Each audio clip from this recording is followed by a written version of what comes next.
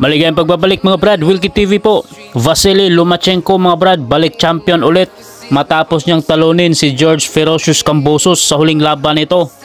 Naglaban po ang dalawa mga brad sa bansa mismo ni George Ferocious Kambosos mga brad. Mula round 1 hanggang round 10 mga brad ay talagang dominante po ni Lomachenko ang laban. At pagdating nga sa round 11 mga brad ay na-knockdown itong si Ferocious Kambosos sa isang matinding body shot.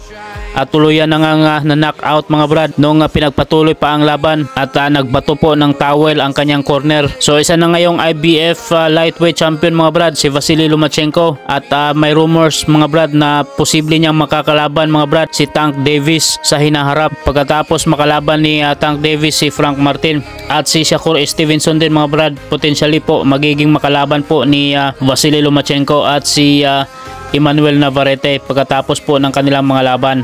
So abangan natin mga brad kung anong susunod kay Vasily Lomachenko. Hanggang dito na lang po. Maraming salamat mga brad.